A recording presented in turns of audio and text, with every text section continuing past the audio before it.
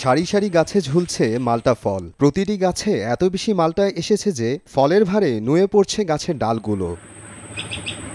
পিরোজপুর সদরের দুর্গাপুর ইউনিয়ন পরিচিত মাল্টা গ্রাম নামে। প্রতিটি বাড়িতেই চোখে পড়ে ছোট বড় মাল্টা বাগান। মাল্টা চাষে সম্পৃক্ত এ অঞ্চলের প্রায় 400 পরিবার। বাড়ি মাল্টা এক জাতের সবুজ মাল্টা চাষ করে ইউনিয়নের অনেকেই এখন স্বাবলম্বী। এই অঞ্চলের মাটি ও পানি মাল্টা চাষের অনুকূলে থাকায় ফলনও হয় বেশ ভালো। এক একটি গাছে মাল্টা ধরে 2 থেকে 4 মণ। এবছর অতিবৃষ্টিতে মাল্টা চাষে কিছুটা ক্ষতি হলেও দাম ভালো থাকায় ক্ষতি পুষিয়ে নেয়ার আশা কৃষকের। আমার এখানে 600 গাছ আছে, 2 বিঘা জায়গা।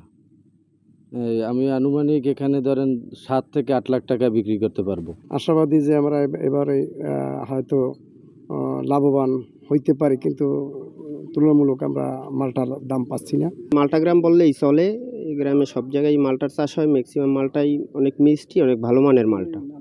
এই কারণে আমরা আসি, এখান থেকেই ম্যাক্সিমাম মালটা আমরা নিয়ে নেই আর বিভিন্ন শহরে পাঠাই। পরিপক্ক মালটা সঠিক সময়ে বাজারজাত করতে চাষিদের সার্বক্ষণিক পরামর্শ দিয়ে যাচ্ছে কৃষি সম্প্রসারণ অধিদপ্তর। 2005 থেকে 6 সালেই মালটা চাষ শুরু হয় পরীক্ষামূলকভাবে, এবং যখন মালটা পরীক্ষামূলকভাবে সফল হয় এবং এই অঞ্চলে মালটা মিষ্টি হয়, এই সময় থেকেই আমরা কৃষি অফিসের পক্ষ থেকে এই এলাকায় মালটা সম্প্রসারণের জন্য কাজ করে যাচ্ছি। এবছর দুর্গাপুর ইউনিয়নের মোট 105 হেক্টর জমিতে মালটা আবাদ করা হয়েছে। হেক্টর প্রতি 20 থেকে 22 মণ মালটা পাওয়া যাবে বলে আশা করছে কৃষি বিভাগ।